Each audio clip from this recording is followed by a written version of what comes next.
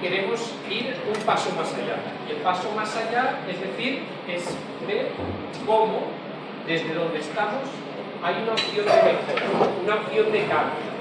Para ello contamos en una mesa con tres grandes ponentes, con el doctor Manel Santuñán, que ha sido past presidente y actual miembro de la Junta Directiva de la Sociedad Española de Calidad Asistencial, con la doctora Paloma Casado Durande, gran amiga de la Sociedad Española del Dolor, de estos cursos de verano del Escorial, que siempre contamos con ella, que es gerente en estos momentos del Hospital Sudeste de Madrid, y tiene una trayectoria de calidad asistencial en gestión micro, meso y macro. Y después, finalmente, contaremos también con Marta Blanco Álvarez, que es la directora de proyectos sanitarios de la Asociación Española contra el Cáncer. Queremos en esta mesa que sea participativa, que nos podáis interrumpir en el momento que queráis y dar una visión triple, desde asociaciones, desde calidad asistencial y desde humanización. Esas tres patas que ayer nuestros pacientes que hablaron las nombraron en distintos puntos. Para ello, antes de darles paso a los ponentes, agradecer la invitación tanto a Luz y a la Sociedad Española del Dolor por esta invitación y por seguir continuando en este foro de expertos. Así que damos el paso primero a Manel.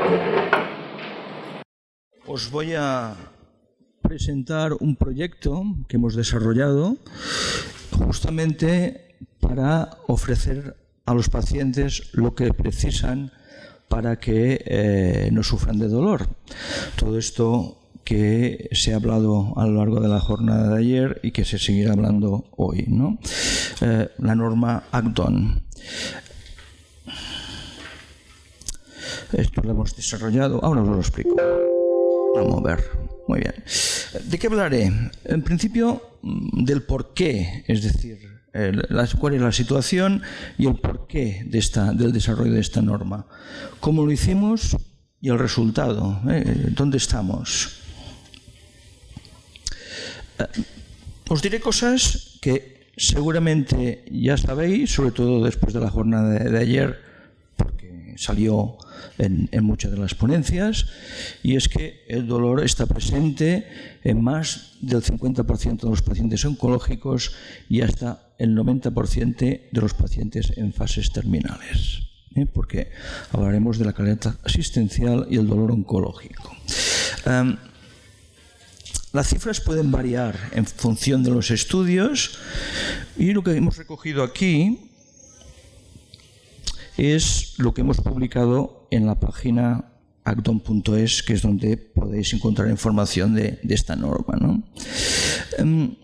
¿Por qué? También salieron cosas que salieron ayer, es decir, hombre, el dolor se asocia a la aparición, a la progresión de la enfermedad y a la afectación de la calidad de vida de los pacientes. Además, se sospecha que hay un infradiagnóstico e infratratamiento del dolor en 4 de cada 10 pacientes. Ya digo que las cifras pueden variar en función de los estudios, sobre todo después de oír alguna de las ponencias de ayer. Y eso se da por diferentes razones. Inadecuada análisis, infratratamientos, problemas de comunicación médico-paciente, etc.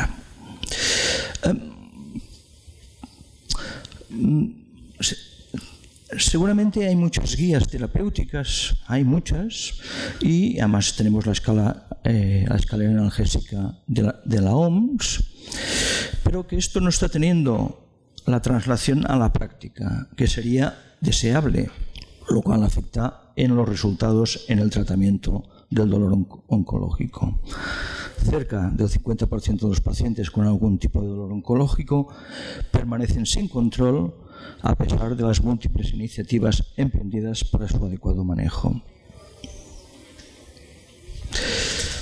Y además, en España, también son cifras que pueden variar, pero la tendencia está al alza de los casos de cáncer, ¿no? Son cifras de 2018, ayer os dieron cifras actualizadas, pero para poner en números al volumen de cuál es la situación. Casi 300.000 casos de cáncer, 110.000 muertes, hay un volumen alto de largos supervivientes, ayer también nos hablaron de ello, y además este grupo de pacientes que están curados de la patología oncológica de base pueden presentar también un dolor crónico residual. Y no hay que decir que el volumen de nuevos casos de cáncer pues seguirá creciendo. Estas son las previsiones epidemiológicas. Entonces, dada esta situación, el porqué de la norma. Hay más razones. Yo solamente os expongo 4. No es un tema resuelto, es decir, hay una brecha entre lo que conseguimos hacer y lo que podríamos hacer, por diferentes razones. Es un problema de calidad asistencial. El dolor es un indicador centinela de calidad. ¿Qué es un indicador centinela? Aquel que no se enciende un semáforo naranja, se enciende un semáforo rojo. Es decir, aquello que nunca tendría que suceder. Es decir, por tanto, hay que actuar. Y además y eso, el dolor como una de las principales causas de empeoramiento de su calidad de vida. Ayer también nos dieron datos alrededor de esto. Y el nuevo valor en alza, la experiencia de los pacientes. Ya sabéis que hoy se hace énfasis y se trabaja para no solo poner el paciente en el centro de nuestra organización, de nuestros procesos, sino que el paciente participe y se tenga en cuenta todos sus puntos de vista, lo que llamamos ahora experiencias. Por tanto, hay que aprovechar todo esto. ¿Cómo lo desarrollamos? ¿Cómo desarrollamos? Hicimos un estudio estructurado en 2 fases. En una primera fase desarrollamos una serie de criterios y estándares basado en técnicas de investigación cualitativa buscando el consenso. Hicimos un grupo nominal y luego hicimos un estudio Delphi para consensuar todo este conjunto de criterios y estándares. Y luego hicimos una segunda fase que decimos, bien, tenemos este documento, esta norma, que es un documento teórico basado en el conocimiento de los profesionales y en lo que ellos viven en la práctica diaria, pero hay que ver si realmente en la práctica esto funciona. Y por eso se hizo un estudio piloto en que participaron un conjunto representativo de centros, unidades asistenciales que tratan a los pacientes con dolor oncológico. En total participaron 8 unidades de diferentes partes de España. Es una norma desarrollada por los profesionales, con participación de pacientes. No es una norma que nos hayamos inventado los de calidad, no, sino que vosotros, los expertos en este tema, es quien las habéis fabricado. Y ya veis que aquí participaron diferentes sociedades científicas, entre ellas la Sociedad Española del Dolor, pacientes representados en este caso por el Foro Español de Pacientes, y tuvimos el apoyo del Laboratorio Ferrer. El propósito de la norma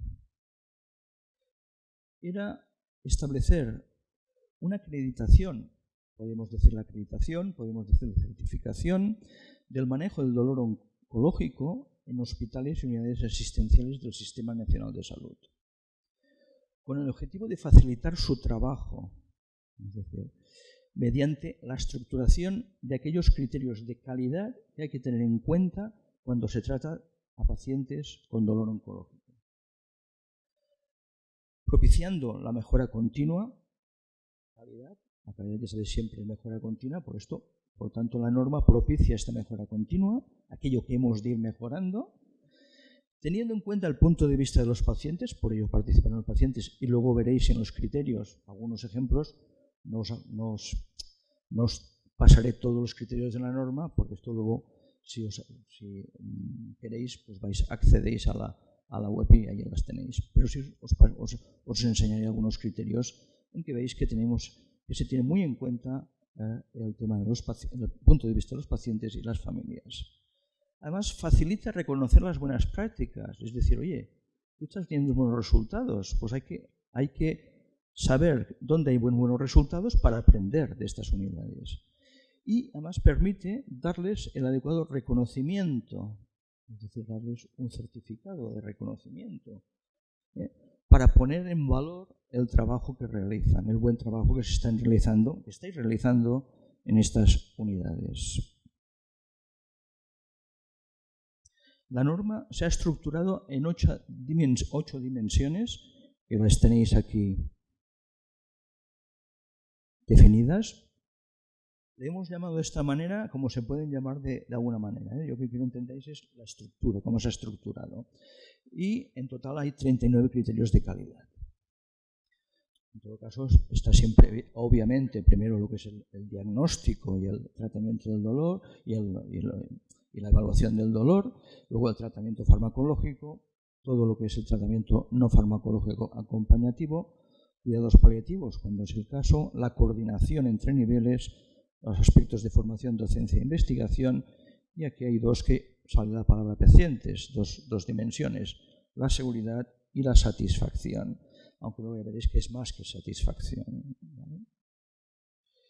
Esto se publicó, por tanto tenéis aquí una referencia bibliográfica también en una revista indexada con Impact Factor. Y luego también desarrollamos una plataforma. Esta plataforma, que la podéis encontrar en acton.es, es donde se explica cosas que os estoy explicando ahora, cómo se hace el proceso de autoevaluación. Siempre hay una fase que dice, oye, voy a probar la norma, voy a probar, a ver qué es esto, a ver, la pruebas y te autoevalúas. Y luego, si a ti ni más, pues le pides a la SEC, oye, ver un día y nos evaluáis, la mirada externa, a ver si realmente todo aquello que decimos que hacemos, alguien desde fuera dice, pues es verdad, pero oye, hay este punto que quizás aquí todavía lo podríais hacer un poquito mejor. La mirada desde la calidad, ¿vale? Bien. Aquí tenéis información. Esto sería el formato, que luego ahí está la petición. Pero esto lo podéis, si os interesa, esto entráis y lo veis. Entonces, os voy a enseñar algunos de estos criterios que hemos definido. En la primera dimensión o área, ¿no? La evaluación y asesoramiento del dolor oncológico. Ya veréis que no sé por qué, bueno, no se ve se numeran, hay un código para numerar los diferentes subcriterios, se pide la condición, siempre hay dos tipos de estándares, lo que son, dice, oye, esto sí o sí lo hagas de cumplir, o es recomendado, hombre, mejor que lo tengas. Y luego la definición del criterio y dónde hay que buscar la información. A veces es revisando historias clínicas, no sirve, en una historia clínica lo tenemos, hay un mínimo de historias clínicas a revisar para realmente ver si en nuestra autoevaluación lo estamos cumpliendo. O realmente hay que tener un documento, por ejemplo, un protocolo. Pues hay que tener un protocolo escrito y actualizado y saber quién lo ha elaborado y quién lo ha aprobado, ¿no? Sabéis que son cosas que hacéis en vuestras lógicas y lo que hacéis en vuestra práctica diaria. Pero hay que tenerlo, porque a veces sí lo tenemos, pero el protocolo a veces no está actualizado. Y ya sabéis que el conocimiento científico, el conocimiento médico, las nuevas tecnologías, hace que tengamos que actualizar todo lo que estamos haciendo. Por eso siempre decimos que esto es una norma 1.0. Esto es así, tal como la diseñamos hace un par de años. Pero esta norma tendrá que irse actualizando a medida que el conocimiento, las tecnologías, la experiencia del paciente nos diga, hay cosas aquí que hay que ponerlo de otra manera, describirlo de otra manera. Igualmente, pues aquí tenéis el tratamiento, el área 2 del tratamiento farmacológico, en el cual se tiene en cuenta pues, que haya una pauta terapéutica, incluyendo la dosis de rescate, etc. Y luego también hemos recomendado una medicación preventiva. Tratamiento no farmacológico, que también salió ayer a una ponencia, es decir, que también hay que tener en cuenta todo aquello, no todo son tomar un fármaco, sino que hay otros elementos que ayudan a las personas a tener menos dolor o a llevar mejor toda su situación terrible que viven, ¿no?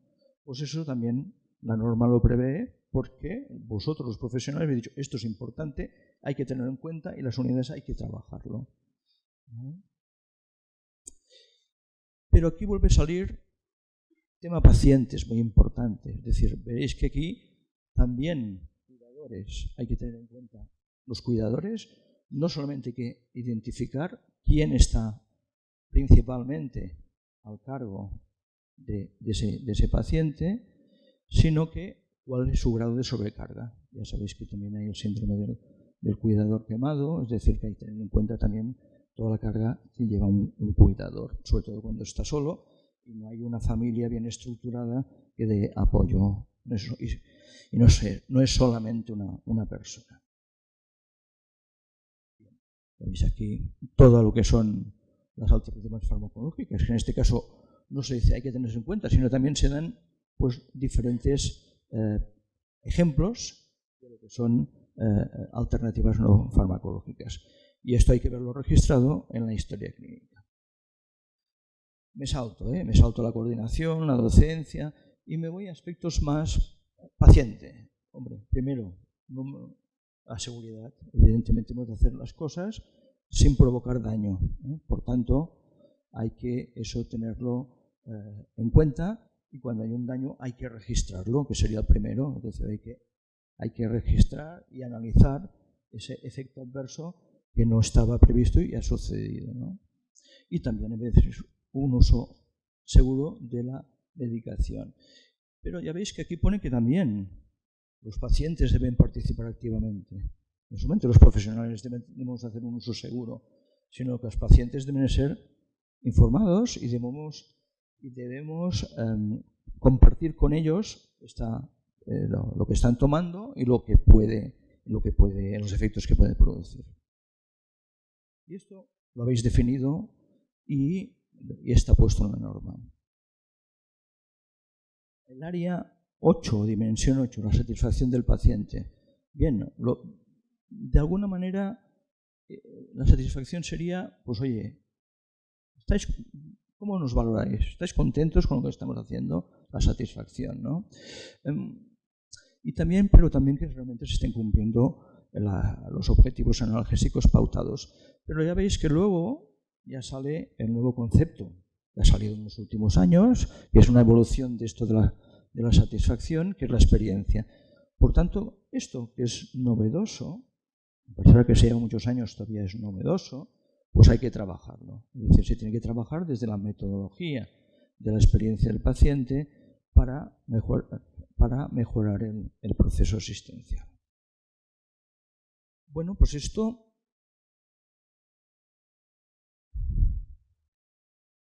por tanto, de aquí acabo. Yo pienso que luego en el debate podemos añadir alguna otra cosa más. Es que esta norma está orientada a ofrecer lo que los pacientes precisan con el fin de actuar para mejorar la calidad de vida al paciente oncológico con dolor. Muchas gracias.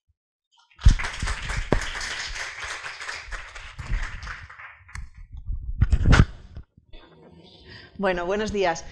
Muchísimas gracias por la invitación, ante todo, a la Sociedad del Dolor, porque siempre es un placer compartir lo que vamos avanzando año tras año en el abordaje de las personas que sufren dolor cada año, pues bajo distinta perspectiva, y este año, bueno, pues dedicado al dolor oncológico.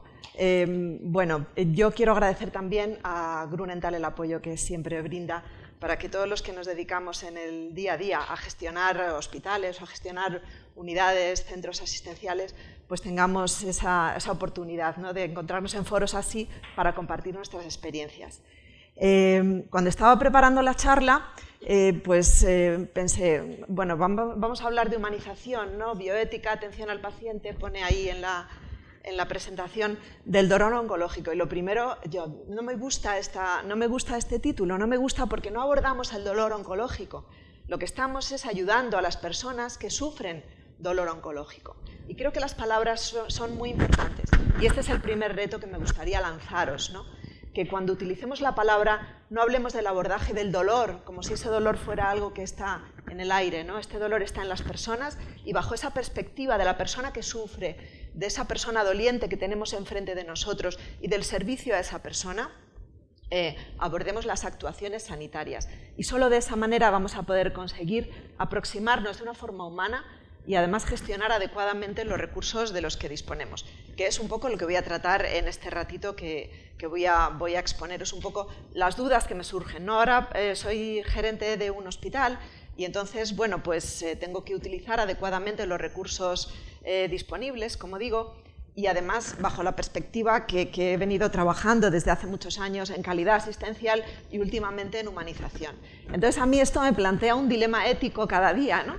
Porque muchas veces dices, ¿cómo puedo conjugar el asignar adecuadamente los recursos y muchas veces restringir ciertas actuaciones y a la vez ofrecer una asistencia o impulsar en que en mi hospital se ofrezca una asistencia más humana, ¿no? y adecuada a las personas que sufren dolor? Esto es lo que voy un poco a contaros, para que esto sirva como un foro más de reflexión que tanto de aprendizaje académico, ¿no?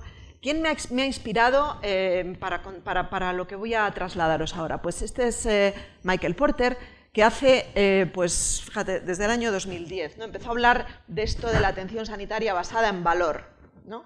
Vamos a dejar de hablar de eficiencia, vamos a dejar de hablar de recursos, de procesos, etcétera, y vamos a hablar ya de valor. ¿Qué es lo que aportamos? ¿Qué resultados obtenemos con nuestras actuaciones?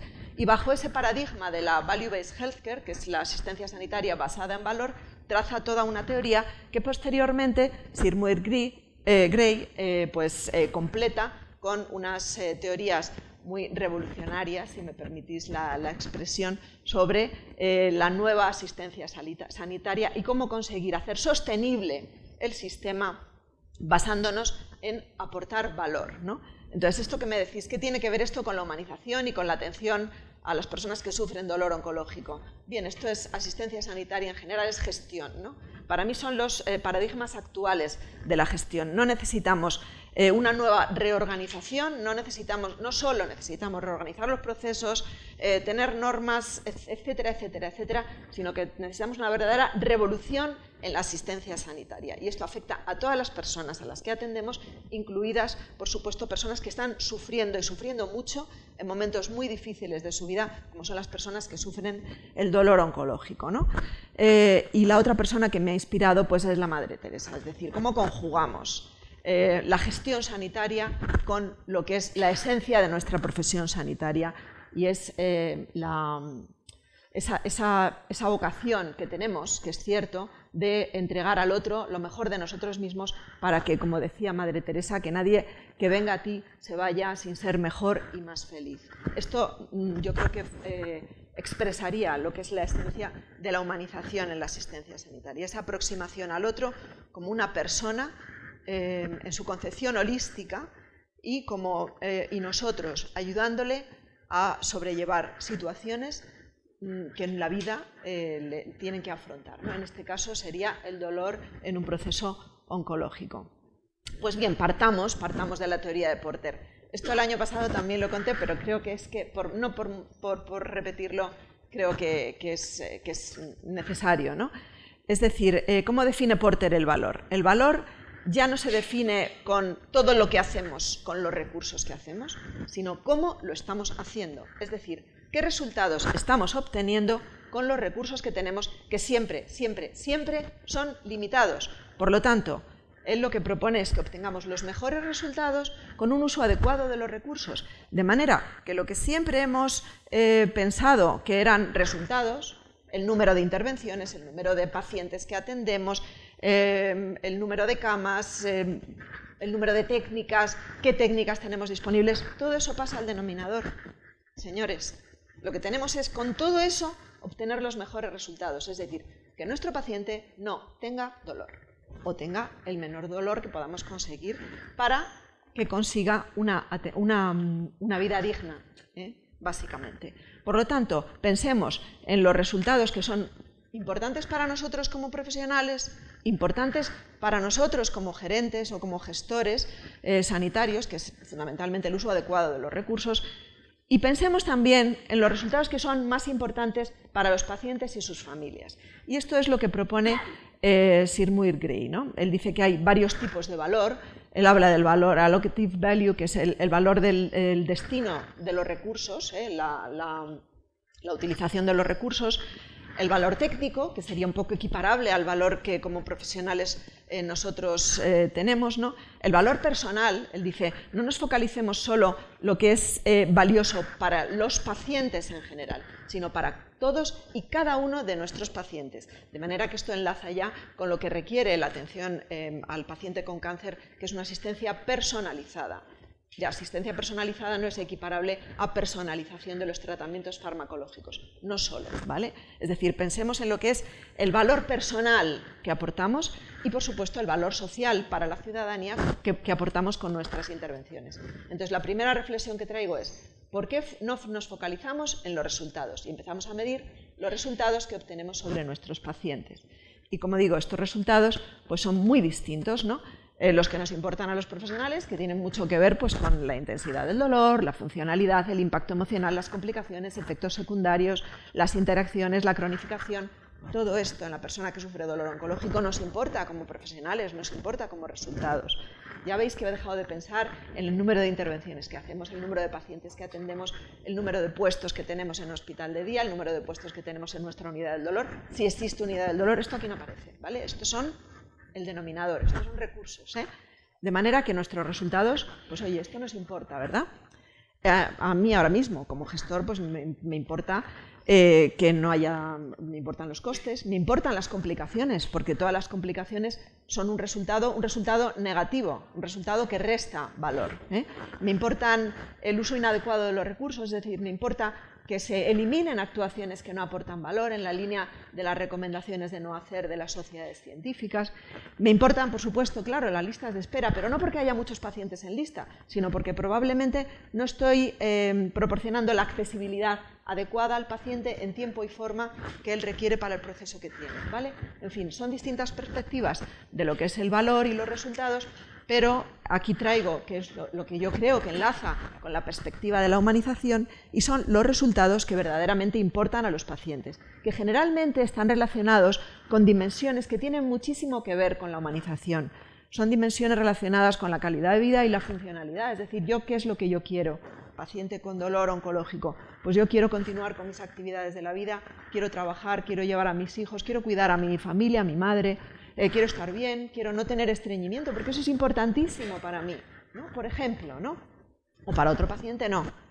Y, por supuesto, resultados que ha apuntado antes Manel dentro de lo que es la experiencia del paciente y que tienen que ver muchísimo con la calidad del trato, con las emociones, en momentos de especial vulnerabilidad, como es pacientes que sufren cáncer, ¿no? Y sus familias, ¿no? Entonces, por supuesto, como no, el impacto económico y social, que creo que se habló ayer, y si no, a lo mejor la persona que viene de la Asociación Española contra el Cáncer le da muchísima importancia. Y nosotros a veces eso nos pasa desapercibido, ¿no? ¿Cómo está pasándolo esta persona? ¿Qué impacto laboral tienen los tratamientos que le estamos aplicando?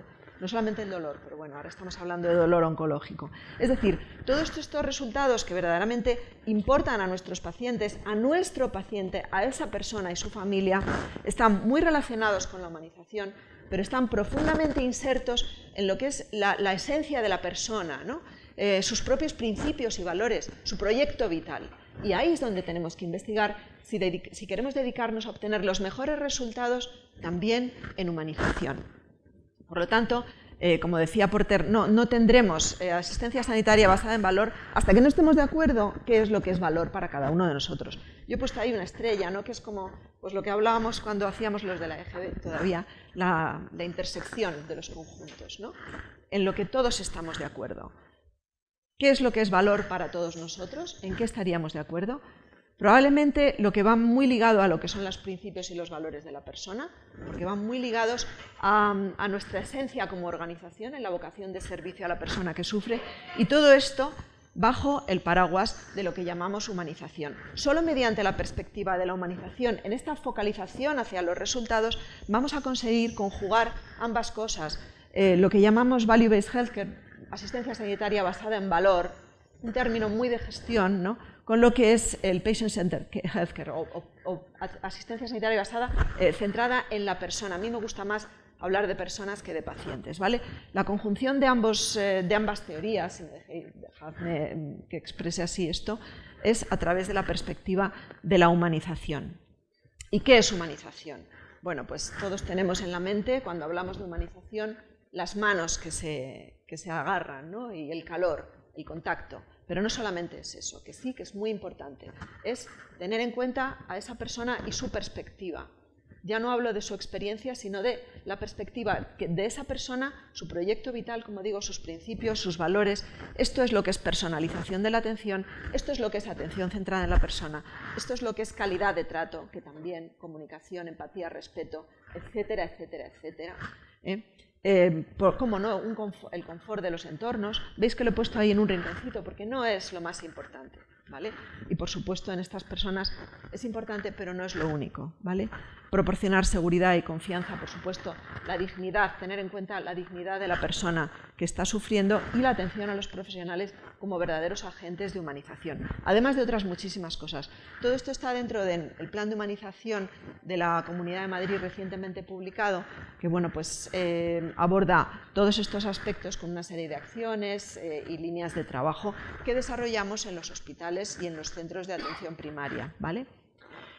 Os traigo aquí también otro documento que, aunque se hizo para dolor crónico, creo que es perfectamente vigente para dolor oncológico, para las personas que sufren dolor oncológico.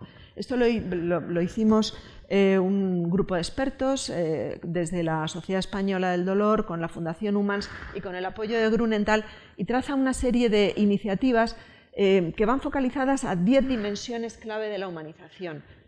Es un documento interesante porque vale para dolor crónico, pero yo al releerlo creo que es muy interesante tenerlo en cuenta acerca de todo lo que estoy exponiendo, ¿no? Está hablando este documento de una comunicación eficaz, de trabajar la comunicación con el paciente, qué importante es detectar qué necesidades y expectativas tiene, la intimidad, el confort, la valoración multidimensional, biopsicosocial, la capacitación de la persona, la personalización del tratamiento, la implicación del entorno y la familia, la atención al cuidador que antes se ha expuesto dentro de los criterios de esta nueva norma de la SECA, el cuidar al profesional como agente de humanización y capacitar a los profesionales en todo ese tipo de habilidades que se llaman muy mal llamadas blandas, pero que en realidad son las que proporcionan solidez a nuestra relación, ¿no?, con los pacientes. Y, por supuesto, la sensibilización social. Dentro de cualquier aspecto de humanización que tengamos en cuenta a la hora de gestionar cualquier tipo de proceso, pero la persona que sufre dolor oncológico, yo creo que hay 3 patas que es importante tener en cuenta. Por una parte, el espacio. Como he dicho, no es tan importante, pero sí lo es una persona que se pasa 6 horas de su tiempo, que en algunas ocasiones le queda bastante poco y es lo que más valora, dentro de un hospital de día o dentro de una unidad de dolor o con una técnica o dentro del hospital, ¿no?, en el periplo este que les hacemos pasar, pues oye, tener en cuenta un espacio más humanizado es importante, ¿no? Los profesionales, por supuesto, la atención al profesional como verdadero agente de humanización y, como no, el paciente en una concepción, como digo, holística, biopsicosocial y, por supuesto, espiritual. Todo esto, yo creo que esta diapositiva refunde lo que deberíamos tener en mente para aportar ese valor que las personas nos están demandando, las personas que sufren nos están demandando, y conseguir esa atención sanitaria basada en valor, ¿no? Creo que, bueno, esta imagen, ¿no?, que todos tenemos en la mente de la atención holística de la persona no se nos debe olvidar si queremos ser verdaderamente, iba a decir eficientes, pero no solamente es eso, es aportar valor con nuestras actuaciones, con un uso adecuado de los recursos. Todo eso teniendo en cuenta como máxima que debemos respetar la dignidad del ser humano que tenemos enfrente. Como en el título de la intervención ponía que hablara también algo de bioética, creo que esto es una forma de vivir la vida, ¿no?, nuestra vida sanitaria. Pero sí me gustaría, dentro del ámbito de la bioética, traer aquí algo importante, ¿no?, uno de los principios de la bioética que creo que es esencial en la atención al paciente con dolor oncológico, y es la autonomía. La autonomía se materializa, entre otras muchas cosas, en un acto que es sanitario, es fundamentalmente médicos y enfermeras, ¿no? y es la toma de decisiones compartida. ¿Qué es la toma de decisiones compartida? Es un proceso deliberativo en el que el propio paciente decide las actuaciones que más se adaptan a sus principios y valores y a su proyecto vital, pero previamente informado adecuadamente con una consulta o con una fase de información, de preguntas, de respuestas y de asesoramiento dirigido por parte del profesional sanitario. Esto es dificilísimo de hacer, dificilísimo. Y creo que es el gran reto que tenemos ahora mismo para ayudar a estas personas, ¿no? El verdaderamente que sean ellos quienes eligen los tratamientos que nosotros les podemos proveer para obtener los mejores resultados para esa persona, ¿vale?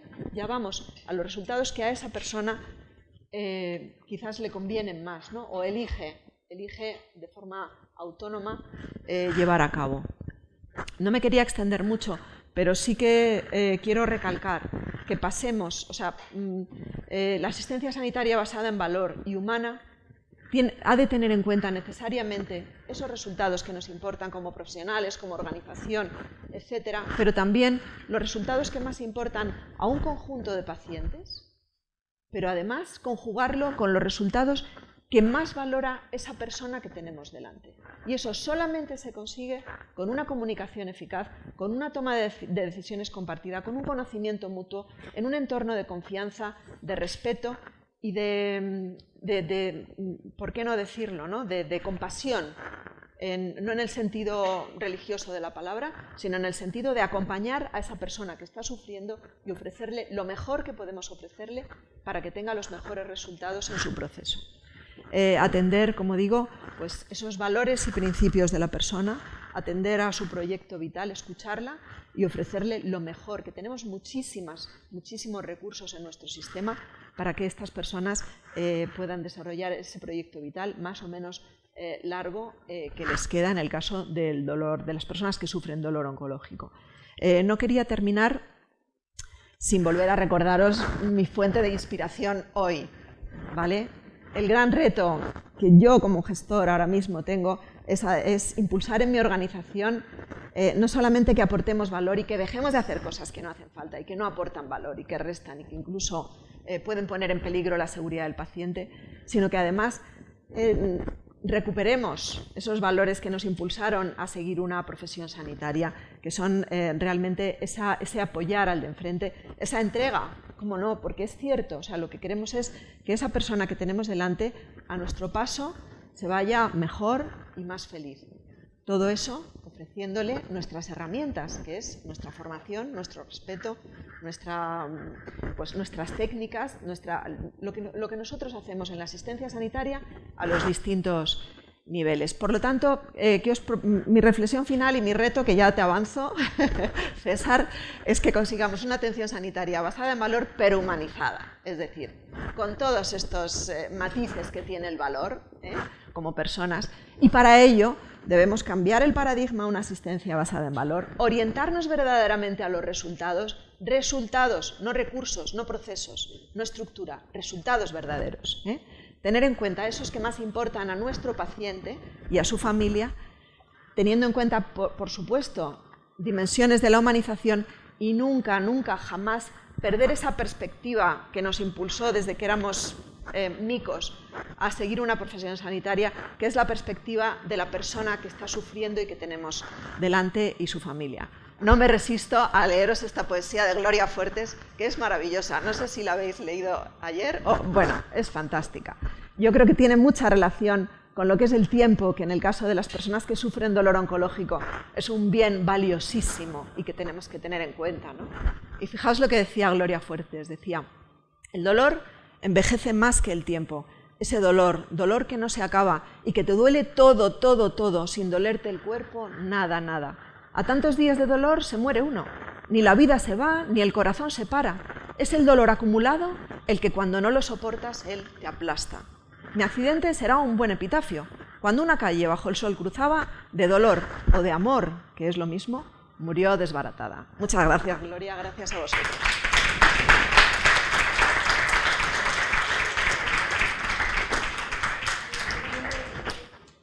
Hola, buenos días a todos.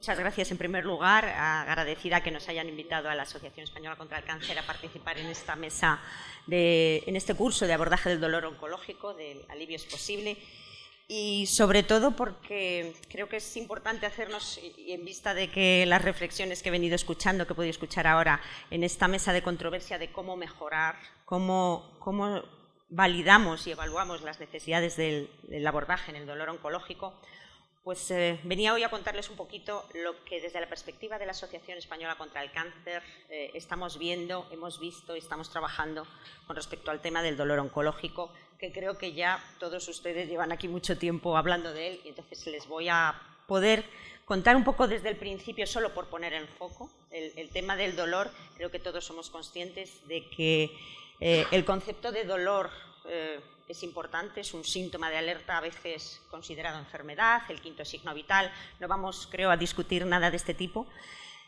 Habrán hablado de orígenes, de etiopatogenia, de la fisiopatología múltiple. Creo que todos los sanitarios son conscientes de lo mucho que hemos avanzado en el conocimiento del dolor y del dolor oncológico en concreto, de lo mucho que se sigue avanzando y que necesitamos seguir estudiando e investigando sobre estos temas para poder controlar y mejorar el tratamiento de los pacientes, el diagnóstico y el tratamiento.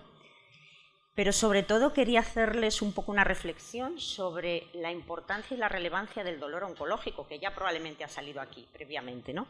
Unos 10 millones de personas al año en nuestro mundo son diagnosticadas de cáncer. No todas tienen dolor, por supuesto, pero es un problema muy común y muy temido que preocupa mucho a los pacientes. ¿Qué ocurre? Que aproximadamente, fíjense que los pacientes son múltiples, son muy variados, cada paciente es individual, como ya hemos oído aquí hasta la saciedad, tiene una situación diferente, un tipo de tumor diferente, una fase de enfermedad diferente, unos condicionantes diferentes, pero así a grosso modo van a padecer dolor 1 de cada 3 personas que están con tratamiento oncológico. Los pacientes que tienen enfermedad avanzada, el dolor que crece, la enfermedad que no conseguimos controlar, hasta 2 de cada 3 habitualmente van a padecer dolor. O sea, es un problema cada vez más importante.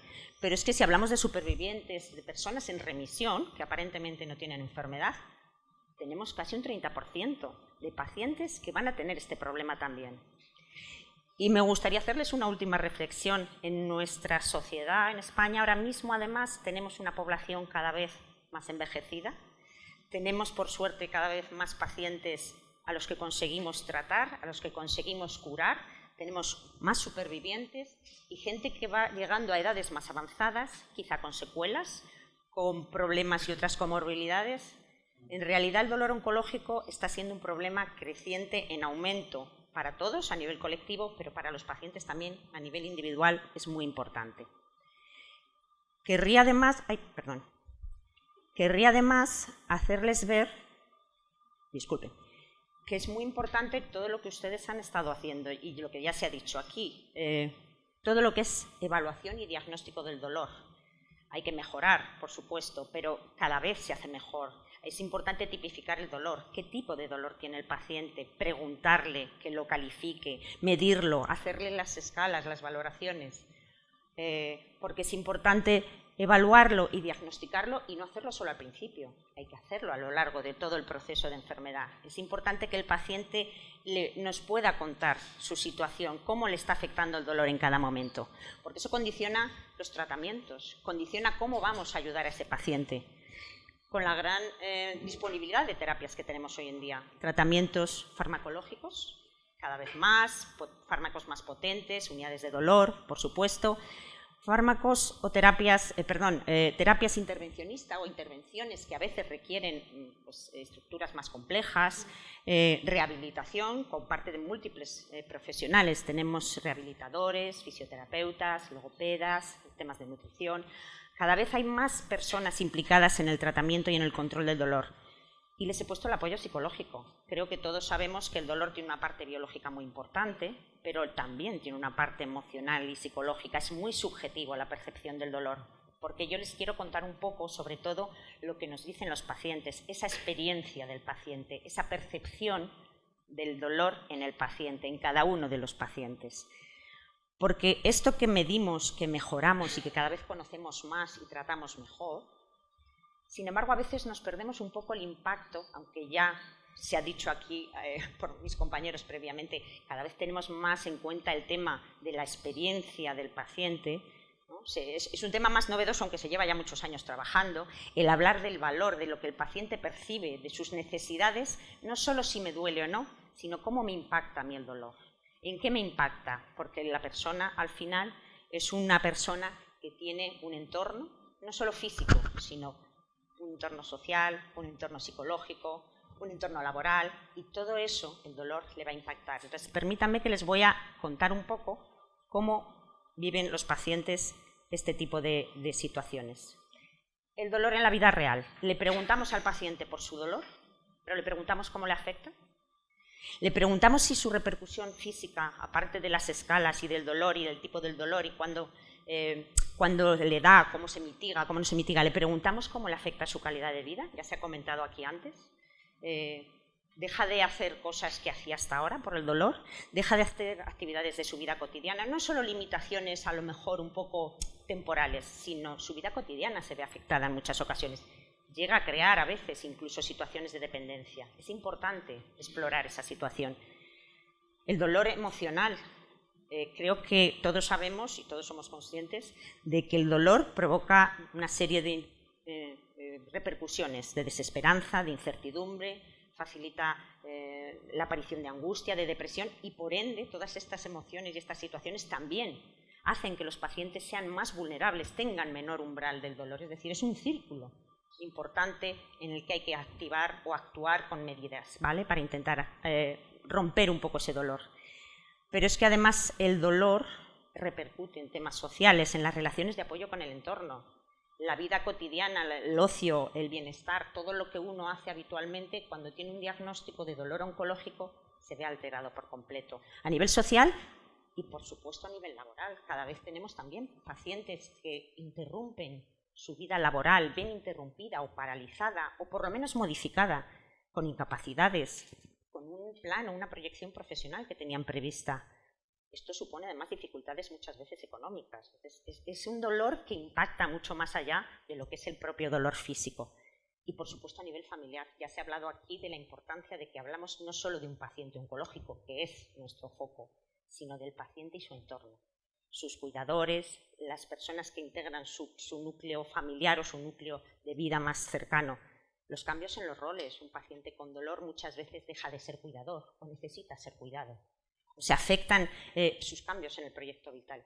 Entonces, tenemos que darnos cuenta de que es muy importante explorar realmente no solo el dolor del paciente, ese dolor físico, sino ver toda esa percepción, esa experiencia en cómo lo vive y cómo le afecta y cómo le impacta. Y empezamos por el momento del diagnóstico. No sé si se lo han planteado, pero normalmente, cuando un paciente, probablemente sí, le damos un diagnóstico de cáncer, normalmente es inesperado, entra en shock, se bloquea.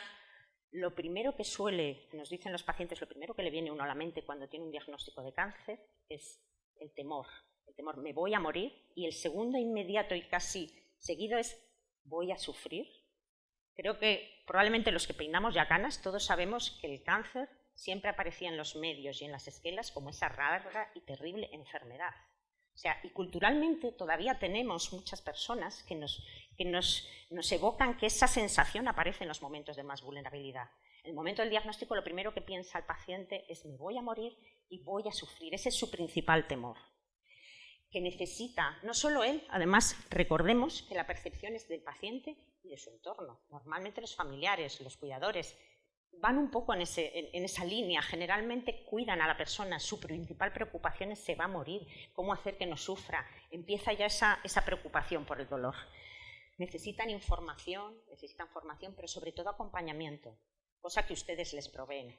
Necesitan que ustedes les den información rigurosa, que les digamos entre todos, vamos a quitarte ese dolor, vamos a cuidarte ese dolor y te vamos a acompañar y te vamos a estar aquí controlando y ayudando para que no tengas dolor. Esa es una de las partes que ellos más reclaman y que ellos más necesitan y que ellos nos dicen que es la percepción que más tienen al principio, en el momento del diagnóstico, y lo que les tranquiliza, porque en ese momento muchas veces no pueden asimilar nada más, pero necesitan que les demos una cierta seguridad, una confianza de que estamos ahí para acompañarles y evitarles o minimizar ese dolor. Si hablamos del dolor ya en la fase de lo que hablábamos al principio, de cuando los pacientes están en tratamiento activo, 1 de cada 3 van a tener dolor probablemente por la enfermedad, por los tratamientos, por los efectos secundarios. ¿Qué ocurre con el paciente que va a las consultas, que va a sus tratamientos y que le cuenta y que ustedes registran esos dolores? Pues que tiene dolor, pues es que la quimio me ha producido una mucositis y le duele, sí, claro, es normal, como tiene irritada la mucosa y tengo sensación de hormigueo y dolor en las manos, claro, es normal porque los fármacos que le estamos poniendo pues son irritantes, son agresivos. ¿Estamos normalizando el dolor? ¿Es normal? A veces los sanitarios no nos damos cuenta de cómo utilizamos las palabras, pero es que para los pacientes también muchas veces lo viven así. Es normal que tenga dolor, tengo una enfermedad grave. Para ellos la percepción es un poco como, es un efecto colateral menor. Tengo un problema grave, me están dando unos tratamientos que son agresivos, intensos, ya no vamos a decir, como a veces dicen por ahí, unos venenos o unos tóxicos, pero ellos presienten a veces que tener dolor es como, bueno, me aguantaré porque estamos intentando curar. Tengo mi foco y mi prioridad en curar la enfermedad, en luchar contra este problema, en soportar el tratamiento. Los tratamientos además son multiprofesionales, tiene varios profesionales de referencia con mucha frecuencia, que todos le cuidan un poco el dolor y le tratan, pero tenemos que tener cuidado y preguntar nuevamente por esa experiencia y asegurarnos de que realmente el paciente nos cuenta su dolor, que a veces minusvalora un poco, porque realmente lo deja en un segundo plano, porque estamos luchando contra la enfermedad, contra los tratamientos. Si hablamos de pacientes que tienen además, si hablamos de pacientes que están en enfermedad avanzada, quizá la situación no es exactamente igual. Normalmente los pacientes en los que la enfermedad va avanzando y crece, lógicamente el dolor puede afectar a muchos más, a 2 de cada 3, pero a título individual además en muchas ocasiones es un dolor creciente. Los pacientes tienen dolor de forma más cotidiana cuando hay una enfermedad avanzada, sobre todo si están en últimas etapas ya de su vida. Los tratamientos y las secuelas suelen ser más evidentes. Tenemos intervenciones más contundentes. Se suele hacer un tratamiento multiprofesional, una atención integral mucho más coordinada en la mayoría de los casos, no siempre.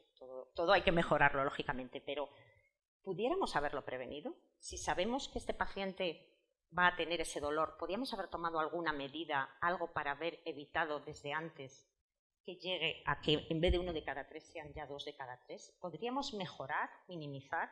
¿Les hemos preguntado realmente cómo han ido viviendo su dolor? Porque hay una cosa que también es importante y que los pacientes muchas veces nos comentan. Es una percepción de que mientras han estado con el tratamiento, minusvaloran un poco ese dolor, ¿no? O lo ocultan o no le dan importancia porque tenemos foco en otra cosa. ¿Qué ocurre cuando se termina el tratamiento activo? Cuando a un paciente con una enfermedad que no podemos controlar le decimos vamos a dejar de darle tratamientos porque no son eficaces, porque le está provocando efectos secundarios y a usted le vamos a derivar ya, es como un apartado aparte, ¿no? Una fase siguiente, le vamos a derivar a los cuidados paliativos. Hay pacientes que viven ese momento con temor, porque ya no están haciéndome nada, ya no luchan por mí, ya es otra etapa de mi vida, es difícil de afrontar. Y para los pacientes a veces el aguantar ese dolor y el no querer afrontar la situación de cuidados paliativos porque no les hemos probablemente suficientemente explicado que su dolor es importante, que hay que cuidarlo desde el principio y que los cuidados paliativos son un cuidado del dolor, entre otras cosas, muy importante y que les va a ofrecer mucha mejor experiencia de vida, mucha más dignidad, lo que estábamos hablando antes. Creo que ahí todavía tenemos margen de mejora porque la experiencia de los pacientes sigue siendo a veces un poco descorazonadora con este tipo de reflexiones que se hacen. Pero hablamos del dolor de los supervivientes, cada vez tenemos más supervivientes. Fenomenal, porque tenemos personas que han superado la enfermedad. Personas que además, la mayoría, hasta un 30% de personas en remisión, tienen algún tipo de secuela, más o menos importantes, más o menos leves. A veces son secuelas menores. Les cuento, por ejemplo, las percepciones de las mujeres con cáncer de mama que han pasado por su proceso de tratamiento de su cáncer de mama y que llevan tratamientos que dicen ellas de tipo preventivo. Me ha mandado el médico un tratamiento hormonal que es para asegurarse de que la enfermedad la curo y no vuelve. pero me provoca una serie de alteraciones, tengo dolores articulares todo el tiempo, me siento como una abuelita porque me limita mucho en mi actividad cotidiana, en mi vida laboral, en mi vida profesional, en mi vida familiar, con mis niños. Pero ¿cómo me voy a quejar? Me han curado la enfermedad. Desaparece una cierta sensación incluso a veces de culpabilidad. La gente te ve que estás estupenda, te has curado el cáncer. ¿Cómo te vas a quejar y vas a decir que no te encuentras bien? Ese tipo de percepciones y no explorar esas sensaciones hacen que no valoremos suficientemente a veces la percepción del dolor, la repercusión, la experiencia del paciente, que a lo mejor no nos cuenta ese dolor, pero sí que lo tiene. Y a veces hay otra cosa que quizá también no tenemos en cuenta, y es un poco la situación que a veces los pacientes ya en remisión, ya les dan el alta y ya siguen sus controles, sus revisiones a la atención primaria, con sus especialistas adecuados, ya se les libera un poco del hospital. Algunos lo viven como una situación de desamparo, ¿y ahora quién se ocupa de mí? ¿Y si me duele? La aparición de un dolor en un paciente que de repente se ve como ahí solo y que no le controla a nadie, a veces es un vuelta a empezar. La espada de Damocles que dicen que tienen siempre encima aparece con mucha frecuencia. Entonces, nuevamente es importante que tengamos la capacidad de explorar esta percepción y que seamos capaces de ver un poco y de entender a los pacientes en este aspecto, de ver su percepción y su experiencia. Por eso, ¿podemos mejorarlo? Claro, sí, podemos mejorarlo. Mucho estamos haciendo ya para mejorarlo. Identificar este dolor, el dolor de la vida real, el impacto, no solo de medirlo, de tratarlo, sino el impacto de cómo lo vive el paciente. Durante todo el proceso de enfermedad, recuerden que los pacientes pasan por muchas fases a lo largo de su vida, y más con una enfermedad oncológica, que puede ser tremendamente variable dependiendo de cada uno. Necesitamos este tiempo, el detectar las necesidades con una mejor comunicación. Por supuesto, más estudios y más investigación, ofrecerles información fiable y rigurosa. Quizá a nivel, digamos, colectivo no lo vemos, pero para un paciente que su médico, su personal sanitario, su médico de confianza, su equipo, le explique, le cuente y le dé información, es lo que más adherencia le da al tratamiento, es lo que más valor le da, aunque luego a nivel colectivo parece que no sea tan importante. Me lo ha dicho mi médico, es importantísimo para el paciente. Y además es muy importante, y es un tema que yo querría aquí hacer hincapié, por el tema de las pseudoterapias. Los pacientes oncológicos son tremendamente vulnerables a todo el entorno que tenemos en nuestro mundo globalizado de hoy en día, de acceso a informaciones sobre pseudoterapias, pseudociencias, personas, entidades, técnicas que prometen curaciones, mejoras maravillosas. Es muy importante que no estigmaticemos a los pacientes y que no les culpabilicemos por buscar estos apoyos, porque a veces ni los buscan, es que se los encuentran, se los ofrece la familia, el entorno, los medios. Estamos bombardeados por este tipo de situaciones. Pero es muy importante que nosotros les hagamos ver que lo que nosotros como sanitarios les ofrecemos a los pacientes tiene rigor científico, tiene evidencia, sabemos que les puede ayudar. No podemos dar garantías de todo, pero es evidencia científica y es utilidad y es rigor. Y que toda esa parafernalia que a veces envuelve otras ayudas, que son de dudosa, por no decir otra cosa, de dudosa ética, no solo pueden suponer una pérdida económica para el paciente, que eso es un mal importante, pero vamos a decir que aquí sí es menor, sino que es una pérdida de oportunidad. Una pérdida de oportunidad para vivir, porque a veces abandonan las terapias que nosotros les ofrecemos, que sí que tienen evidencia de mejora y de vivir mejor. A veces también provocan efectos secundarios, alteran, producen más toxicidad. Entonces, es muy importante también, yo creo, que seamos capaces de explorar en los pacientes que dentro de esta percepción que ellos tienen hay que buscar también un poco si realmente han buscado alternativas y ofrecerles nuestro apoyo en ese sentido, ofrecerles nuestra información, insistir en que el rigor que nosotros les ofrezcamos para ellos es muy, muy importante. Además,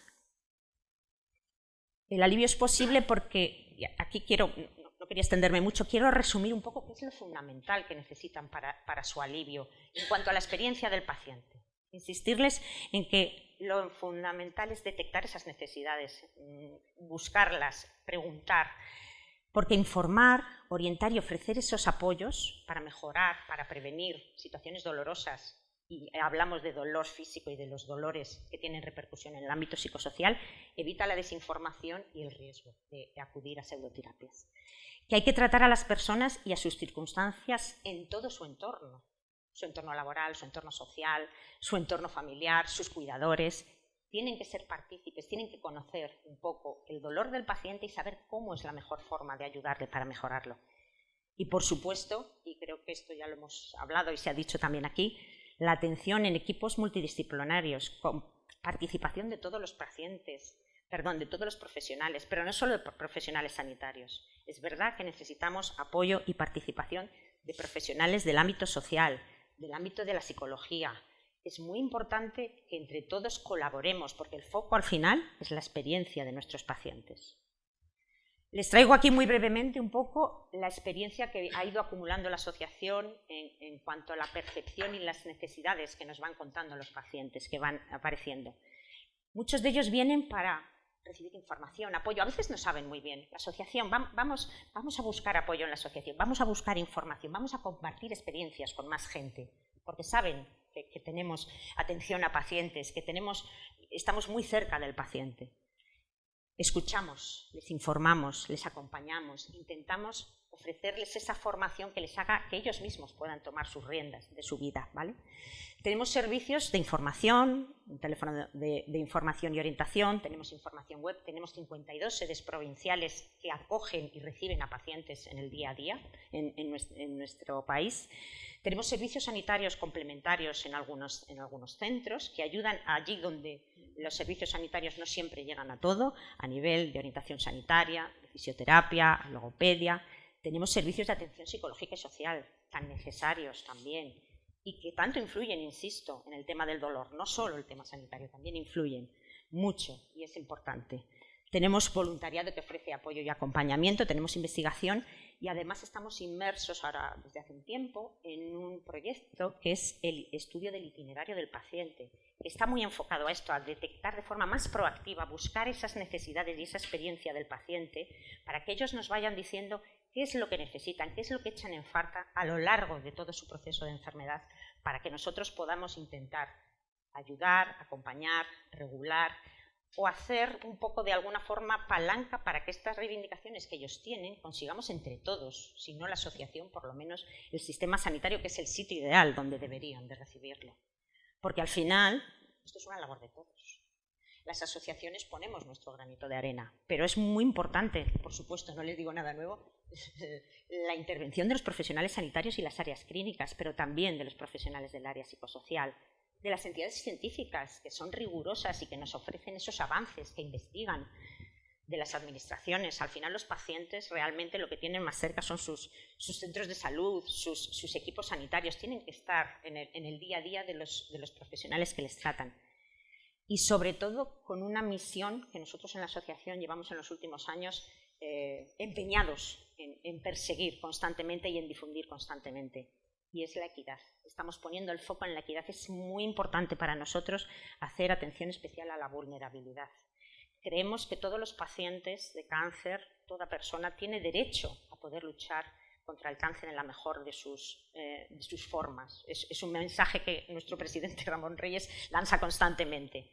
Es muy importante que todas las personas se vean de igual forma accesibles a la prevención del cáncer, pero por supuesto al acceso al diagnóstico y al tratamiento, que sea de una forma igualitaria, que lleguemos a todos por igual, que independientemente de que tengan falta de recursos, y no solo recursos económicos, de recursos sanitarios, de recursos sociales, de recursos laborales, podamos ayudarles a luchar en la mejor forma contra el cáncer y que no nos dejemos a nadie, sobre todo teniendo en cuenta que hay personas que tienen especial vulnerabilidad, no solo por falta de recursos, sino a lo mejor por sus condiciones, personas con discapacidad, personas que a lo mejor están en situación de inmigración. No debemos dejar a nadie fuera de esta intención de ayudar, de preguntar por sus necesidades, insistir en que nos cuenten su experiencia, preguntar sus necesidades e intentar entre todos ofrecerles esa ayuda y ese apoyo. Y por mi parte, agradecerles a todos ustedes que están también enfocados en esto, porque realmente si no, no estaríamos hoy aquí. Muchas gracias.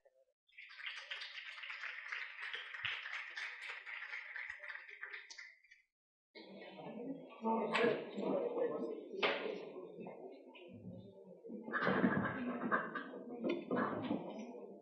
Bueno, pues vamos a dar paso, después de las magníficas charlas, de primero agradeceros a los tres, tanto la presentación como el contenido, y vamos a dar primero opción a las salas si tiene alguna pregunta que quisiera comentar a los ponentes. Ahí hay una pregunta.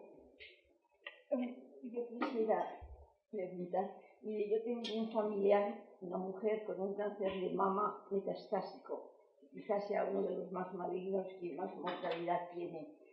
Esta mujer está en Santander y la llevan los oncólogos del Marqués de Valdecilla. Y ya el tratamiento quimio se lo han retirado porque dicen que ya no le hace ningún efecto. Y le han puesto un tratamiento de inmunoterapia. Bueno, ¿Cuál sería la pregunta para los ponentes? Bien, pues lo que quiero preguntarles es que si el dolor que esta mujer que lo ha pasado muy mal, que tiene muchas metástasis en huesos, sea a causa quizá más de la quimio que del mismo tumor. Eso que es algo particular del paciente, si quiere después al terminar la sesión podemos compartirlo. Pero de la sesión que hemos visto de avanzar en el tema de mejorar la asistencia del dolor, ¿tendríamos alguna pregunta? Bueno, primero daros a todos la enhorabuena. Quería preguntarle a Paloma, la verdad es que yo soy un believer del value-based care, me encanta, ¿no? Pero lo cierto es que conforme va pasando un poco el tiempo, ¿no? Voy cayendo un poco en la incredulidad, ¿no? No sé, quería preguntarte hasta qué punto ves tú posible la posibilidad, para la redundancia, de encajar, ¿no? La gestión basada en el valor, es decir, que es la manera de poner realmente, esto que hemos dicho tantas veces, al paciente en el centro, la manera de gestionar, poner al paciente en el centro, es el value-based healthcare. ¿Cómo lo podríamos encajar en nuestro sistema sanitario? Porque el doctor Michael Porter, efectivamente, la definición de Michael Porter la hizo hace ya, creo que fue en 2006, o sea que parece algo muy novedoso, pero esto del value-based healthcare ya lleva unos cuantos años y realmente hemos conseguido avanzar en años en este país muy poco en implantarlo en nuestros sociedades. ¿Cómo lo ves desde el punto de vista? Que estaba esperando esta pregunta. Claro, porque, o sea, y no puedo dejar de contestarla porque ahora estoy dirigiendo un hospital. A ver, yo creo, como todas las cosas, si estamos esperando a que alguien, el Ministerio, Europa, no sé, un milagro, los extraterrestres o alguien venga a implantar esto, pues no funciona. Es decir, esto, yo sí que aquí, mira, me refiero más a las teorías de Bengoa, ¿no? Es decir, esto funciona por microsistemas, ¿no? Por micronúcleos. Cada uno en nuestro ámbito de competencias podemos ir enfocados a los resultados. ¿De qué va esto de Value-Based Healthcare? Buscar el resultado, medir los resultados. Los estamos midiendo, nos hemos acostumbrado y tenemos la inercia a seguir midiendo, pues como digo, actividad, volumen, número de cosas que hacemos. No, es que no, yo estoy cansada de decir, es que no hay que hacer tanto. A lo mejor tenemos que dejar de hacer todo esto para verdaderamente medir si lo que hacemos tiene buen resultado. ¿Qué estamos haciendo en el hospital? Bueno, pues pequeñas cosas, como siempre, lo que funciona porque va calando en la organización como una lluvia. Entonces, por una parte estamos, respecto a dolor, ¿vale? Estamos implantando, hemos decidido, ¿no?, seguir las buenas prácticas o las guías de la IPSO y concretamente hemos elegido la de dolor. Bien, pues hay una serie de iniciativas, hay dos personas de mi hospital que están aquí hoy, bueno, que están liderando implantar estas prácticas que se refieren no solamente a procesos, sino también a la medición de resultados. Por lo tanto, hemos implicado también a la persona que lleva todo el cuadro de mando para ver cómo podemos, de nuestro sistema de información, que como todos es limitado en cuanto a la extracción de resultados, podemos extraer los resultados que nos interesan, ¿vale? Porque otra cosa que nos hemos dado cuenta es que estamos midiendo mogollón de cosas, mogollón de resultados que no valen para nada. Fuera de todo eso, porque es gasolina que estamos gastando con el precio que tiene. Vamos a focalizarnos en medir qué nos interesa. Entonces, estamos midiendo, por supuesto, el dolor como quinta constante, pero lo que yo quiero saber es cuántas personas interesadas por procesos o lo que sea están sufriendo verdaderamente dolor y cómo con las iniciativas que llevamos a cabo mejoramos la percepción de dolor, por ejemplo. En la línea de experiencia del paciente, pues vamos a lanzar dentro de poco, y esto no lo sabéis tampoco vosotros, pero tenemos la intención de lanzar un proyecto de experiencia de paciente en hospital de día. Ya sé que esto no solo es paciente oncológico, pero todo tipo de pacientes, porque creemos que ese es un momento clave en la asistencia. Y no vamos a focalizarnos en la experiencia como satisfacción, sino en los resultados que ellos más valoran. Vamos a preguntar qué es lo que valoran, vamos a meterlo en nuestro cuadro de mando y vamos a medirlo. Es decir, esto estamos sembrando, pero solamente sembrando pequeñas semillas en lo que en tu organización es clave, conseguiremos al final, entre todos, pues llegar a esa validez. ¿Qué os invito a hacer en cada una de las unidades que dirigís o que gestionáis? Pues que veáis la manera de detectar esos resultados. Por supuesto que preguntéis a vuestros pacientes qué es lo más importante, a vuestros profesionales qué es lo más importante, y al de arriba, claro, porque es que al final sí que te tiene que dar el recurso. Y si tenéis sistemas de información que pueden ayudaros a medir 3 o 4 de esos resultados, que empecéis por ahí, porque no va a venir nadie a ponernos el usuario de este. Solamente con nuestras acciones del día a día. Entonces, os he contado 2 ejemplos, pero en otros sitios estamos lanzando también es decir, miramos el resultado, luego a mí me miden la actividad, bien, y la lista de espera, ¿vale? La pregunta iba por ahí, porque en realidad, cuando tenemos clientes que están implicados en esto, Sí. pero muchas veces falta también mucha, digamos, formación, ¿no? en Validation Care. Eso es muchos de los clientes. Absolutamente. Y es cierto que tú has dicho que somos muy buenos midiendo actividad, pero no midiendo resultados. Pero a nosotros nos evalúan por la actividad que hacemos, no nos piden los resultados. Es decir, nuestros indicadores de calidad de estas unidades son actividad. Bueno, pero tú mídelo, No ¿vale? son Esto no resultados, está de más. no me preguntas cuántos pacientes has visto, cuántos pacientes has tratado, nos preguntan cuántas primeras visitas has hecho, cuántas revisiones has hecho, cuántos tratamientos, y sobre eso nos evalúan. Es un poco la pregunta que va en ese sentido. Sí. La dificultad de encajar todo esto. Y luego los sistemas de información. Es difícil. O sea, para mejorar en esto, para implantar el value, hay que medir muy bien y no tener miedo a medirse porque nos permitirá compararnos, ¿no? Pero los sistemas de información que tenemos no nos permiten incorporar fácilmente la medición de resultados. Aunque, como decía Félix ayer, digamos que el liderazgo tiene que partir de los clínicos hacia arriba y vosotros desde arriba nos ayudáis a esto, pero muchas veces son muchas las barreras que nos encontramos porque el sistema no nos lo facilita. Y entiendo que en tu caso sí, pero... Y aprovechando tu pregunta, Manuel, ¿piensas que la acreditación sería una forma de poner claramente cuáles serían no solo la norma, sino un proceso a avanzar en la medición de resultados, experiencias de los pacientes? Yo pienso que lo que estáis manifestando hay 2 elementos que hay que tener en cuenta. Porque habláis de gerentes y de profesionales, faltan pacientes y falta la administración.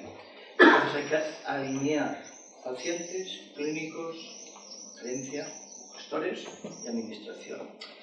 Es decir, alineando en esto, en resultados, es decir, los pacientes quieren resultados evidentemente, no tener dolor, tener mejor calidad de vida, y luego los clínicos quieren tener también resultados clínicos, es decir, que realmente ese paciente mejora, va bien, no hay recidivas, etcétera, etcétera, etcétera. El gerente, que eso se realice con eficiencia, no se utilicen recursos que no se tienen que realizar en este proceso. Porque yo aprendí en su momento, cuando no había Porter, hice un máster en gestión, y a mí y a las empresas con ánimo de lucro, lo que aporta valor es aquello que el coste final por unidad productiva, es decir, les hace aumentar el beneficio. Si no, no aporta valor a la empresa, aquello que estás introduciendo. Y luego la administración, evidentemente la administración tiene que estar alineada, es decir, hay elementos de valoración de la administración sobre lo que está, los recursos que le está pidiendo el gerente, por eso están pidiendo sus clínicos, y lo están pidiendo los pacientes porque tienen sus necesidades, pues evidentemente tiene que haber un cambio de chip en la política sanitaria. En unos momentos difíciles, con grandes movedores. Respondo. Entonces, yo pienso que un sistema de certificación lo que ayuda a los clínicos es que he presentado que es en la mejora continua. Pero evidentemente, si tú trabajas bien, seguro tienes que medir, obviamente lo tienes que medir, pero te facilita obtener buenos resultados, por lo tanto está alineado, y porque además tienes en cuenta, por lo menos Acton está teniendo en cuenta e insiste mucho, oye, hay que contar con el paciente. y hay que contar con las familias, con los cuidadores. Y una de las cosas que en tu presentación has comentado, se ha hablado ayer, hoy y en todos los ponentes. Hasta casi el 30% de los supervivientes tienen dolor. Estos pacientes en las definiciones no son pacientes oncológicos, con lo cual se escapan de la norma ACON. Yo soy paciente que lo voy a seguir viendo, no va a entrar en ese circuito de valoración y de medición. ¿Qué opciones tendríamos para que estos pacientes no volviesen y tuviesen el síndrome de la degradación de Liberia Plus, de volver a hacer otra vez la cola, de volver otra vez a perder ese falta, como tú decías antes previamente, que se sienten desamparados y otra vez la espada de Damocles ahí? ¿Qué piensas que se podría hacer desde las asociaciones de pacientes para que estos pacientes entrasen en el sistema y continuasen un tratamiento? Pues en realidad el problema efectivamente es creciente y creemos que lo más importante es ofrecerles nuevamente a los pacientes un poco esa información, esa formación, ese apoyo. Hay muchas iniciativas un poco al respecto con pacientes ya que no son pacientes realmente, o por lo menos no de momento, que requieren una serie de medidas de prevención terciaria, de apoyos, de información sobre qué hacer, cómo retomar ellos sus hábitos saludables, cómo poder de alguna forma retomar esa vida más normalizada, sintiéndose acompañados, porque todos no somos nosotros los únicos que intervenimos ahí. En realidad esos pacientes van a ser, esas personas van a seguir yendo a su médico, a su centro de salud, pero lo importante es que se reintegren en su entorno, que dejen de ser realmente pacientes si no lo son. Entonces, para eso es importante ofrecerles los recursos, la información. Es lo que además ellos mismos lo demandan. Quieren información rigurosa y acompañamiento para que ellos mismos puedan de alguna forma volver a reintegrarse en su normalidad.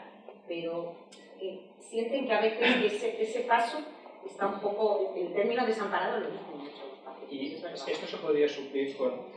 En la normativa ACON hablan de multidisciplinaridad, transversalidad, primaria, ese seguimiento, esa transferencia del paciente, que no quede ahí pendiente de empezar, sino que hay una transferencia. Claro, es evidente que hoy en día nos falta todavía mejorar mucho en el tema de la coordinación. Los hospitales, al fin y al cabo, son centros más coordinados entre ellos, pero la coordinación entre el tema hospitalario, la especialidad y la atención primaria todavía se hace con dificultad. Se hace un poco a costa muchas veces del esfuerzo de los profesionales a título individual, de esa capilaridad y de esos pequeños microgestos que hacemos, pero deberían las instituciones facilitar que eso se pudiera hacer de una forma mucho más reglada, mucho más ajustada, y que hubiera además esas mediciones para todo esto también para los supervivientes, que se midiera un poco esos resultados en valor, no solo para los pacientes, sino para los que han dejado de serlo.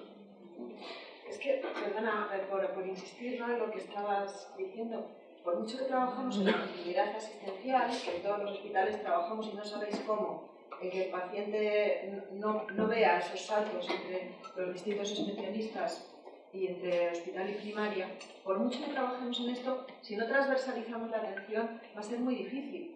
Tendemos a sectorizar a nuestros pacientes. El paciente con el dolor oncológico, con el dolor crónico, con el dolor tal, con el dolor del dedo gordo del pie derecho. No, el paciente tiene dolor, ¿vale? Entonces tiene dolor y unas necesidades y unas expectativas distintas según su proceso clínico. Y en esa transversalización yo creo que nos puede ayudar mucho la orientación a resultados. Es decir, yo mido el dolor, lo mido en mis pacientes, en las personas que acceden al servicio sanitario, ¿vale? Yo mido el dolor. No lo mido en el paciente postquirúrgico, no lo mido en todos. Entonces voy a ofrecer a ese paciente lo que necesita en ese momento. ¿Serían entonces las rutas asistenciales un elemento para poder que el paciente no se pierda en el sistema sino esté en el centro? Es que, a ver, el paciente, vamos, aquí voy a decir algo totalmente profesor, o sea, que el paciente no tiene que estar en el centro, el paciente tiene que estar donde tiene que estar. Y nosotros atender a sus necesidades, de manera que tenemos que tener muy claro que un paciente requiere esta intervención, que la proporciona este equipo, ¿vale? Ya está. Si compartimos, como digo, los resultados que obtenemos a nivel global, probablemente tengamos esa visión mucho más clara. Es complicado, pero hay pequeños pasos que ya se están dando. Pues acerca de los resultados no he comentado que hay ciertas regiones donde ya hay observatorios de resultados, ¿vale? En Madrid, en Cataluña, en Murcia también hay. No sé si en Galicia tenían alguna iniciativa. Es decir, ya hay observatorios de resultados en los que medimos a nivel poblacional cómo estamos tratando a nuestros pacientes. Puedes profundizar incluso a nivel de área sanitaria. ¿Me da lo mismo? Solo aportar una reflexión. El modelo sanitario español se basa en que el paciente tiene un médico, una enfermera, hablo de médicos, un médico de referencia, médico médica, ya no tampoco voy a mencionar médico en genérico. Entonces, por tanto, es visitado, tiene un médico, ¿se entiende? Durante toda su vida. Entonces, este médico, este paciente, cuando enferma, cuando se pone malo, va a un centro especializado y llega. Entonces, hay que tener en cuenta el nuevo paradigma en que estamos, las tecnologías. La necesidad de mejorar el sistema de información y que haya esta integración, que también se está desarrollando, entre y compartir. El sistema de información sea compartido entre niveles asistenciales, por indicadores. Todo es un indicador. Por tanto, tanto el oncólogo, el médico de la clínica de paliativos, como el médico de primaria, tiene que tener este dato de dolor y conocerlo. Porque el paciente irá al hospital para visitarse de su cáncer, pero seguramente también al médico de primaria para visitarse de que le duele la rodilla. Por lo tanto, hay que compartir, esta es la importancia, porque tenemos la información y esa información y facilitar esa relación entre niveles. Oye, consultar, y sea fácil consultar. Y esto los sistemas de información te lo están permitiendo, va por ahí. Igual que hay otros sistemas que permiten también interactuar con el paciente. Por tanto, hay que tener... Y otra reflexión, ojo que también estamos hablando de que, igual que hay la atención domiciliaria en primaria, está el hospital a domicilio, y esto también es un boom, ¿vale? El hospital será la N-sala del hospital, se va a hacer tratamientos, con lo cual ese profundizamiento entre el papel del paciente y de las familias como cuidadores, pues esto también se está incrementando. Con lo cual, en principio, es una potencial oportunidad para mejorar todo esto que hemos de seguir mejorando. Y volviendo finalmente, porque creo que es la última pregunta, un poco para todos. Se ha hablado de humanización y de decisiones compartidas. Esas decisiones compartidas en los pacientes no todos tienen un conocimiento para tomar las decisiones en determinados momentos. ¿Quién ofrece esa información para que puedan ser capaces de ser autónomos y decidir en base a la información? ¿Somos los profesionales? ¿Estamos formados para dar información? ¿Es el sistema? ¿Son las asociaciones de pacientes, los pacientes expertos? Pero en el día a día, ¿cómo podríamos implementar la información y educación de los pacientes para que abordemos las expectativas de ellos? ¿Quién? La pregunta es, o sea, lo tengo bastante claro.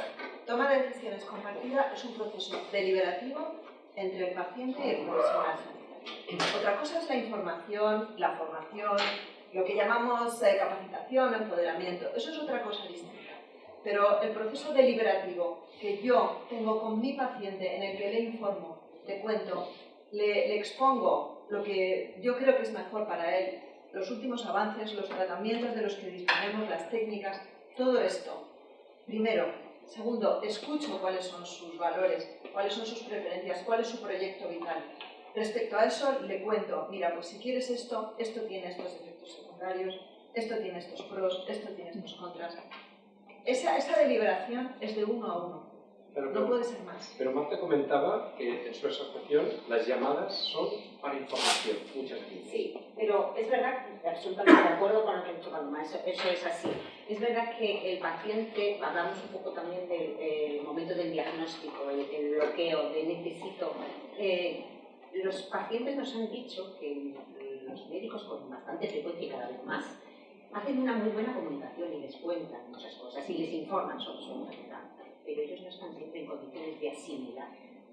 cuando llegas al momento del diagnóstico, cuando hay veces, más ahora en estas épocas últimas de pandemia, los pacientes iban solos a la consulta, más nerviosos, te cuentan unos resultados, no sabes qué te cuenta el médico, has oído quimioterapia y ya el resto, el médico me ha contado durante media hora una serie de cosas que no sé de qué me hablo. Entonces, sí que necesitan apoyo e información y ahí sí que tenemos cabida todos, no solo el médico que absolutamente de acuerdo que tiene que hacer esa deliberación individual y las decisiones compartidas tienen que ser de tú a tú y con esa absoluta individualización de lo que siente en la persona realmente. Pero todos somos responsables de ofrecer rigor, de ofrecer información, de ofrecer formación o capacitación para que el paciente sienta un poco qué puede esperar, qué recursos puede acceder, sobre todo, qué cosas podemos ofrecerle para mejorar su situación particular a nivel físico, a nivel psicológico, a nivel social, que muchas veces dicen, si yo hubiera sabido que esto estaba, si yo me hubiera enterado de que esto podíamos haberlo hecho, me hubiera evitado ese dolor o ese sufrimiento, que no es físico a lo mejor. Pero ahí creo que somos todos los que tenemos que trabajar, por supuesto. Perfecto. Ahora les pedí, siguiendo una costumbre de Concha, que les pide finalmente a la gente que manden un titular sobre su charla en 10 palabras máximo. Les he pedido que me digan un titular de cuál es el mensaje que ellos han querido transmitir en eso. ¿Manuel? Bien. No es más difícil, ¿eh? Sí, es lo más difícil, además porque lo estás en la cabeza en otros sitios. Claro. En el discurso que has hecho antes. Pero, a ver, voy a intentarlo. Es decir, en este caso os he presentado el proyecto ACDON, por tanto, tener en cuenta que la norma ACDON es una oportunidad para alinear lo que necesita el paciente, las necesidades del paciente, con las actividades que debe realizar el clínico para mejorar la situación del paciente y para mostrar a gerentes y a la administración el buen trabajo que se realiza, con buenos resultados. Paloma. Pues el reto que he puesto antes, ¿no? Pero voy a añadir que es entre todos, es decir, cada uno de nosotros debemos perseguir aportar valor, es decir, la asistencia sanitaria basada en valor y humanizada. Marta. Pues yo también creo que es un poco lo mismo que las conclusiones, resumiendo que es explorar la percepción del paciente y de la familia y de su entorno para poder actuar sobre ella en la mejor forma y, por supuesto, en un entorno compartido por parte de todas las profesionales e instituciones que deben ayudar.